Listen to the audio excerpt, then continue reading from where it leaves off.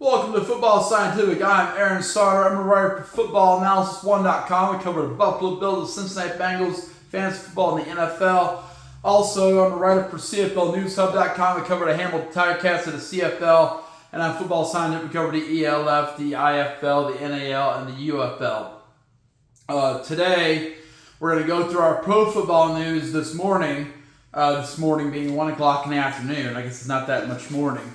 Football was in the morning. Sorry. Had some real football to talk about, so forget to the pro stuff. And then this afternoon, here in a little bit, we're going to have our first college football episode. We're going to do a quick preview of the MAC conference, get some action in, okay? So that's the plan there. That'll be produced in about 2 hours or so. We'll see how it goes. And we're going to expand our college football coverage from there, okay? So we're going to start with the MAC today. I am joined by my guest host, Tyler the Tiger. Tyler the Tiger here. Fired up, ready to be here. Ready to go for college. We're doing pro football first? Yeah, we're doing pro football first, Tyler. Just kind of getting some pro news out. I want to separate the pro stuff and the college stuff, I think, into 2 different episodes. Alright, well, everything is fast, you know. Our subscribers keep going up. So I think we're just going to keep doing what we do and just make some good decisions, okay? All right, I'll try my best to make good decisions. Okay, Washington Commanders. Wide receiver Terry McLaurin says he wants to play for the Commanders, but he wants a new contract. And he doesn't see himself going onto the field without a new contract.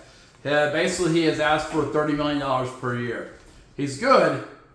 He's definitely been good for my fantasy teams. I consistently have Terry McLaurin on my fantasy teams. It's pretty good. I'm not sure if he's $30 million a year good. I think the Washington Commanders will probably pay him because they're in win-now mode and they want to come out here and win the championship, want to win a Super Bowl. But will that mess them up for the future financially? That stuff happens. That's where the Bengals get in trouble. They pay a guy, but then 3 years down the road, they can't pay other people. Kanasa City Chiefs. They have extended offensive lineman Trey Smith's contract, 4 years, $94 million, $70 million guaranteed. He's now the highest paid guard in NFL history, okay? I think I mentioned Trey Smith yesterday, but we didn't have the numbers. We didn't have the amount of money. $94 million for 4 years, $70 million guaranteed. He's the highest paid guard in NFL history now, okay? New York Jets, if you saw my short last night, they extended former Cincinnati Bearcat, cornerback Sauce Gardner. They gave him a 4-year extension worth $60 million. We don't have the complete breakdown of that. That's guaranteed. $60 million guaranteed. The total contract is $120.4 million. $60 million is guaranteed. He still has 2 years on his contract, so that locks him up through 2030. And that puts teams like the Bengals on the spot. Because, I mean, he has years on his contract and he got paid. So why is Trey Henderson not getting paid? Because Sauce Gardner is still on his rookie contract, guys. That's the difference, okay? Trey Henderson, he's getting ready for his 3rd contract. Yeah, he's old. He's old. Sorry to say that's old. I'm much older than that. But that's old for the NFL. And people don't want to give him a long-term guaranteed contract. But they did for Sauce Gardner. Okay, he's pretty young still. Cincinnati Bengals, last year, just an observation from Adam Schefter. Last year, right tackle Amarius Mims, who was the first-round pick of the Bengals, was the last first-round pick to sign his his contract, his rookie contract last year, to join the roster. This year, defensive end Shemar Stewart is the only first-round pick that's not been signed. Shemar Stewart is working out in Texas A&M now, threatening to go back to college. He can't go back to college. But he could sit out and not play. Oh, that would be real dumb. He's not going to get drafted higher than when he did, 17th. We shouldn't have drafted him. Cincinnati Bengals should not have drafted him 17th. But and now they know that. That's why they're not paying him. But this is probably the right way to go about it. You drafted him. Now you got to live with it. Okay? Shouldn't have drafted him, though. So I stand by that. Minnesota Vikings, wide receiver Jordan Addison. Had court the last few days. He's going to get a 3-game suspension after his court date is complete. Boop. Okay. San Francisco 49ers. They are not expected to trade Jawan Jennings. Remember, he wants a contract extension. He asked for a trade, but they're like, no, we're not going to trade you, bro. You're going to play this season. So he's also not expected to hold out. So what does he have to negotiate with? Nothing. If he has a good season, he has to blow it up like T. Higgins and Jamar Chase last year. They blew it up when they went out of contract, and they got it. They got paid.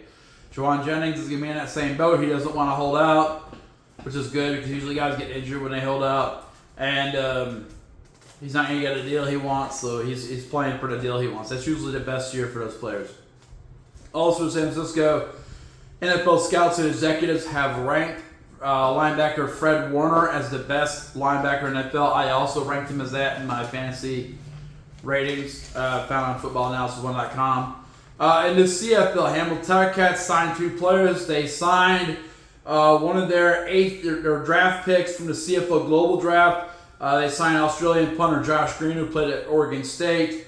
Oregon State, he played there from 2022 to 2024. He played in 29 games. He had 66 punts, 2,947 yards. He had 44.7 yards per punt average. That's pretty good. In his senior year, he had 15 punts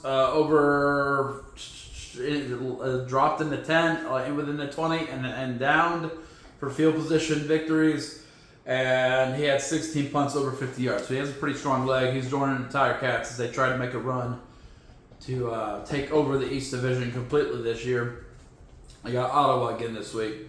Boom. They also signed American running back Shane Watts. They've had some injuries at Greg Bell at running back, so they're bringing in American running back Shane Watts. He's a D2 guy. He's from DeSoto, Kansas, 5'9", 195. He played at Fort Hays State 2021, 2024. He played in 44 games. He had 334 games where he ran for 1,979 total yards, 18 touchdowns. He had 16 receptions for 606 yards. He might be like a good replacement for James Butler, honestly. He did D2 level, so it's hard to say that will transfer, but a lot of people say, CFL's like the D2 level. I hear that all the time. Boom. His senior year, he had 1,303 rushing yards, which is the 4th best in Division II nationally. It's pretty good. I'm going to be writing that up here when I get done with this episode and get loaded and stuff. I'm going to write up an article on CFL News about those signings. Okay. Also in the CFL, San Francisco 49ers have Canadian quarterback Curtis Rourke. Remember, his brother was the quarterback for the BC Lions, who tried to go to the NFL. He's currently in the NFL, but maybe not for long. They just added Curtis Rourke to the non-football injury list, so we got some kind of injury outside of football. Toronto Argonauts in the CFL released national linebacker Daniel Quayman. They released American linebacker Donald Rutledge. They released American running back Kevin Brown. They moved to the practice squad to American defensive line Greg Ran. And then I saw a story last night. Offensive lineman for Toronto, Ryan Hunter, got hit by a car when he was riding his scooter to practice. Coming off the bye week, he's going to be out 6 to 8 weeks, and he's being replaced by Aneem Dunkwa. Okay, so that's crazy. Montreal Alouettes, they released American defensive back Taiwan Moeller, and they moved to the practice roster American offensive line Des Holmes. Okay, so they're making some moves. Those teams play this week, this Thursday. We'll have predictions tomorrow, but Toronto and Argonauts and Montreal play. Big game for both, especially for Toronto, who may be finding themselves pretty far outside the playoff run. Okay, if they lose that game. If they lose, Montreal will probably end up being second as Hamilton wins against Ottawa. Okay, in the European League of Football, we mentioned the signing deadline was yesterday. A player that broke through was last week. Frankfurt Galaxy had a brand new quarterback, Jameson Lin Long. And he had a really good game. He threw for 33 completions, 62 attempts, 350 passing yards, 3 touchdowns. And he really had a good hookup with wide receiver Brevin East. Okay. that means they may be pretty good. But I think they're gonna win this week. I think they play someone not good, but will they win enough games to make the playoffs? I don't think so. 5 weeks left. Prague Lions, their playoff chances are 42.7 to make the playoffs for the first time ever in the ELF. Why is that? Because they play 3 really crappy teams. They play Fairvar and Throners. They play Frankfurt Galaxy. They play Helvetic Mercenaries. But here's the problem. They play 3 out of the 4 of their opponents coming up to end the season at home. And they have never won a home game. They've never won. They're 4-4 this year. They've never won a home game. It's hard to win a home game in Czech Republic, I guess. Maybe it's so nice there. The other people get distracted. I guess they get distracted. I don't know. I don't think it's nice in Czech Republic, guys. I don't think it's nice there. I don't know why they can't win a home game. But they need to be at least the Fairvar and Throners and Helvetic Mercenaries. Otherwise, it's real sad if they don't make the playoffs because they lose to Helvetic and for Fairvar and Throners from Hungary, okay? That'd be a crappy way to go out. That's the show for today. The pro football show for today. NFL, CFL, ELF. Knocked it all out. Here in a little bit, we're going to have our first college football show. We do a quick preview of the MACtion, the Mid-American Conference, okay? So that'll be the plan there. Join us back for that. And remember, footballanalysis1.com. Check it out for the articles. I'll be finishing a Buffalo Bills preview, like power rankings or position groups, sometime this week. I have it almost done. I got to finish it though.